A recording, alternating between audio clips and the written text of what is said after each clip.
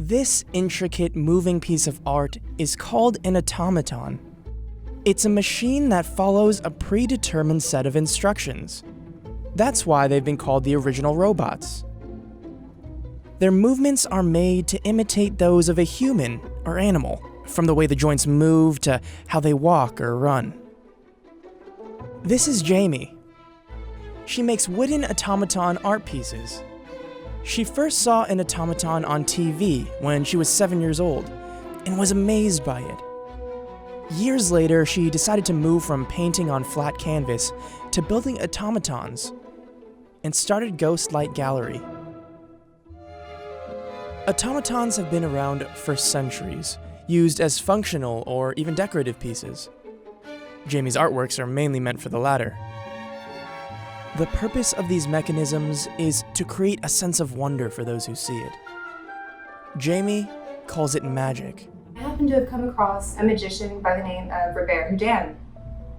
He would, through his magic acts, also create automatons, and it mystified and wowed people. And I found myself once again thinking, that is magic, and that is who I want to be. Jamie's pieces are inspired by the animals she saw in the woods as a child. I lived in a forest, essentially, and I would always spend time alone in the woods.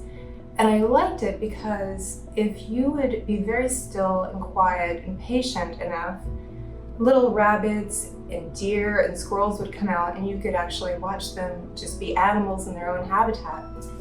So I like to kind of create those environments inside of the wooden animal automatons that I built. Jamie sketches each design using an illustration app called Procreate. This allows her to work in layers and loosely sketch any possible gear movements. In order to make the automatons move naturally, she follows the anatomy of the animals to create their joints and walking style. She uses a combination of gears and pulleys to create movement.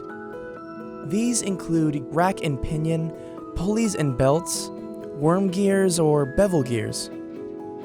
She chooses the mechanisms based on the type of movement she is looking to create: horizontal, vertical, or redirecting the movement to allow for both. I'm unfortunately terrible at math. I'm terrible at geometry. So that is probably the other component that mostly goes into this type of artwork. But with enough trial and error and just the experience, over the years of doing this, you learn shortcuts and different things like that. Each shape is sketched onto the wood, cut and sanded. Getting the movements just right took Jamie years of trial and error.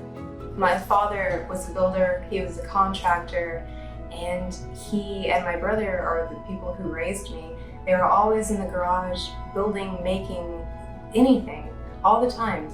And so through the years, I became this sort of watcher. I would watch everything that they would do, and they never outwardly taught me anything because they didn't know, and neither did I at the time, that I would need that knowledge later in life.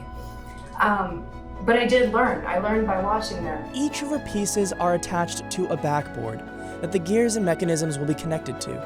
She designed it this way to allow for easy repairs or upkeep. Once the movements are perfected, details are added and painted.